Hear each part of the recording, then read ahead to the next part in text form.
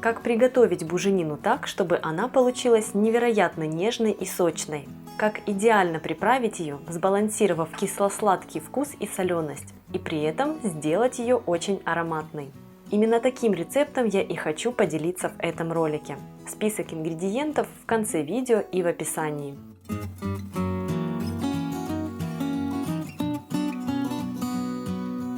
Всем привет! Меня зовут Галина Артеменко, и я отчаянная мясоедка. Если передо мной поставить две тарелки, одну со сладюшками, а другую с какой-нибудь мясной нарезкой, то я однозначно выберу вторую.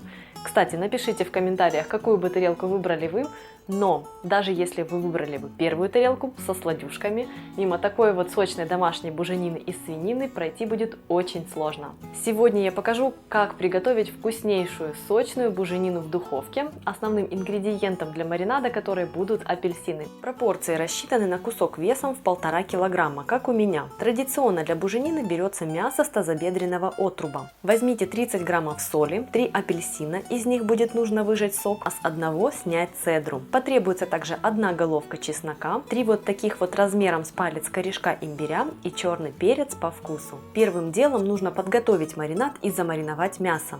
Сперва снимите цедру с одного апельсина на мелкой терке, не задевая белую часть.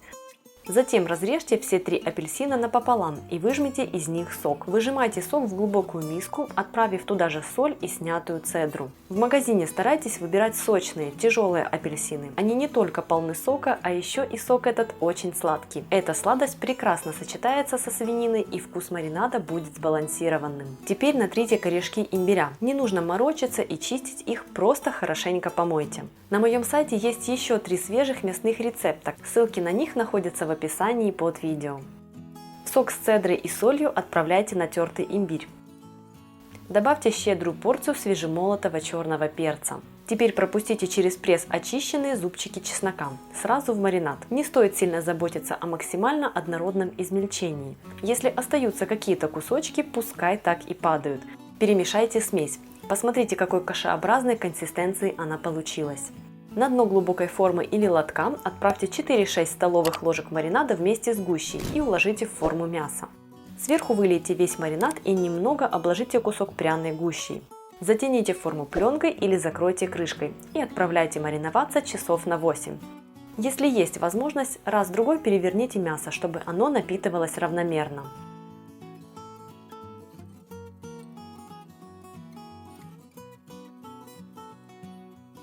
Пришло время запекать буженину, закончив подготовку особым образом. Так мясо станет райски нежным и сочным. Откройте мясо, уберите частички гущи и выложите на какую-нибудь тарелку.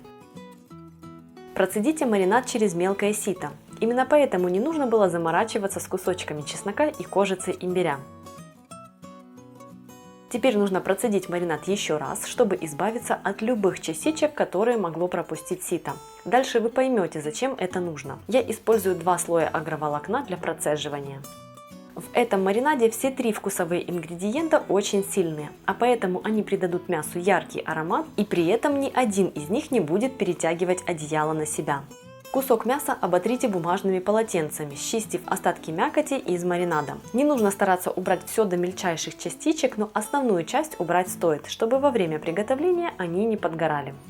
Пришло время насытить мясо маринадом изнутри максимально. Возьмите шприц и, набирая в него маринад, наполните им мясо. Старайтесь вогнать маринад равномерно по всему куску. В идеале стоит ввести в мясо хотя бы половину маринада. Кстати, именно поэтому мы так тщательно процеживали его, чтобы иголочка могла набирать его и никакие остатки мелких частичек не мешали. Переложите мясо в форму для запекания и вылейте в нее остатки маринада.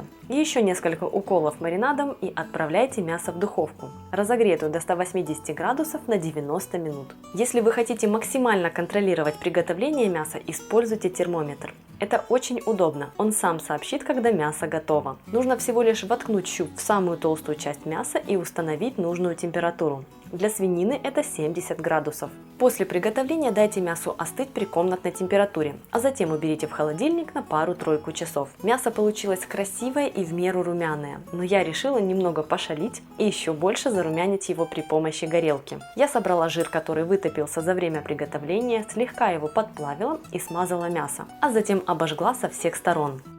Буженина обрела более сильный аромат на корке, а также стала выглядеть очень брутально, как будто бы ее готовили на огне. Мне очень нравится такой эффект. Если же вам нет или у вас нет горелки, просто нарезайте готовую буженину на тарелку и подавайте. Только посмотрите, какая она нежная, ни одного намека на сухость. Сочно, сочно, сочно.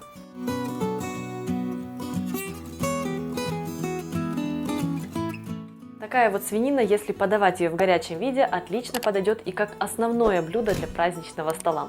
Кстати, в следующем видео будем готовить и горячее на Новый год, поэтому подписывайтесь на мой канал, чтобы не пропустить выход этого ролика, нажимайте на колокольчик, а этому видео ставьте лайк, если оно вам понравилось.